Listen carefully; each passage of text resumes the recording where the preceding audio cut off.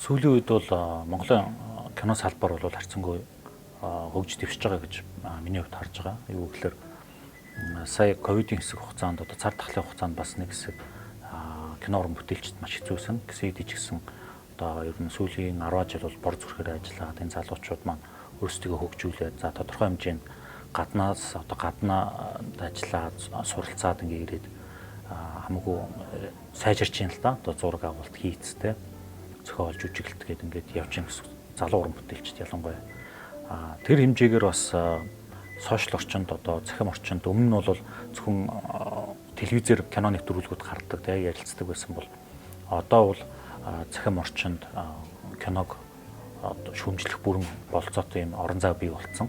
Тэгээ хин одоо дуртай гэх юм уу тийм ээ сонирхож байгаа хүн болгон санал бодлоо илэрхийлэх юм гоё боломж нэгдсэн. Тэгээд кинотой холбоотой маш олон контентууд хийдэг хүмүүс гараад ирсэн.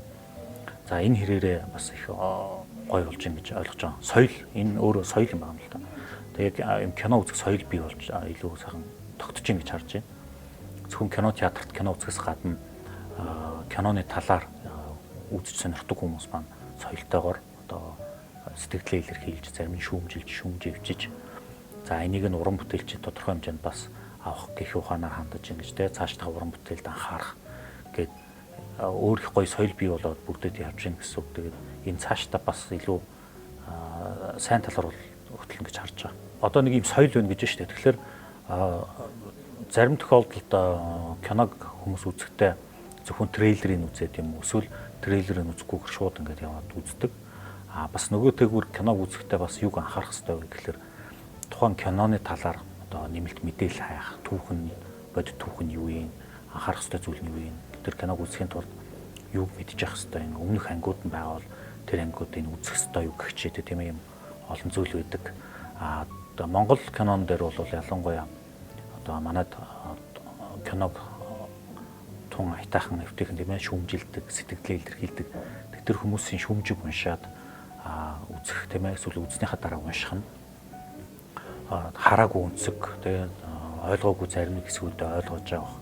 За бас ийм үнцэг байсан юм байна гэдэг юм цаашдаа кино үзэхдээ юуг анхаарах хэрэгтэй юм бэ гэдгийг ингэж ойлгож авах юм сайн талууд бол байгаа. Тэгэхээр залуучууд маань кино сонирхогчд маань бол киноныхоо талаар сэтгэлээ гэд бичээл байх хэрэгтэй гэж хувьдаа харж байгаа. Яг нэг анхаарах ёстой зүйл нь сүүлийн үед анзаарэгдэж байгаа юм хүн болгон бичиж болно угаасаа болохгүй гэсэн зүйл байхгүй заавал кино хийсэн байх ёстой гэдэг юм байхгүй шүү дээ. Тэгэнгүүт энэ дээр юу гэхээр киногоо спойлдах асуудал айгүй их байна. За тэрний үг гэхээр киноны гол үйл явдлыг ч юм уу одоо зангилааг хүмүүсээ сонирхолтой байх ёстой юмыг бол төрүүлээ задлцдаг ийм асуудал гардаг. За энэ дээр анхаараад тэрийг л задлахгүй байх юм бол бусдаар ер нь харьцангуй олон хүмүүс захим орчинд киноны талаар өөрсдөө сэтгэлийг илэрхийлдэг маш олон кино үзсэн учраас тэр хэмжээгээр илүү задгай сэтгэж чадж байгаа л гэж хараад байна. Монгол кинонууд сүүлийн жилүүд одоо соёлын ам театр болоод гадагшаа тутагшаа явах энэ төрөөс хэсгүүлээд яг өмнө нь Монгол кинонуудыг одоо хуучин цагийн алтан үеийн Монгол кинонуудыг бол үнэхээр сайн байжээ гэж ярьдаг. Одоо сүүлийн үеийн кинонууд одоо ардчлалаас хойш гарсан кинонууд яагаад жоох муу байгаад байна гэхээр нөгөө кино уран бүтээлчд маань ерөөхдөө ихэнхдээ бор зүрхээр ингэ явсан. За энэ дээр хамгийн гол нь зохиолын асуудал байдаг. За кинон дээр гаргаж байгаа шин санааны асуудал. За зарим кинон дээр одоо гүйцэтгэл муу байдаг тийм ээ зураг авалт муу байх ч юм уу тийм. Зохиол ядмаг, за логик дараал одоо буруу алдаатай байх ч юм уу. Ийм алдаанууд маш их анзаардаг. За тэгээд Монгол кинонд миний хувьд бодогддог зүйл юу гэхээр диалог одоо тухайн дөрүүдийн харилцан яриан дээр бол хит модон ч юм уу тийм ээ яг текст уншиж байгаа юм шиг ярилцдаг энэ байдал. Тэгээ жүжигчдийн маань нэг дүрээсээ гарахгүй өөр кинонд тоглосон ч гэсэн одоо нэг өмнө нэг кинонд нэг ээжийн дүр тоглосон бол дараагийн нэг кинонд яг л тэр ээж гардаг ч юм уу ийм асуудлууд маш их байдаг. Тэгээ энэ үгээр жүжигчид өөрсдөө одоо сорж задлж өөр төрлөө ингэж хувирах гэж оролдож байгаа ёстой. Ингэж өөрийгөө илүү хөгжүүлдэг.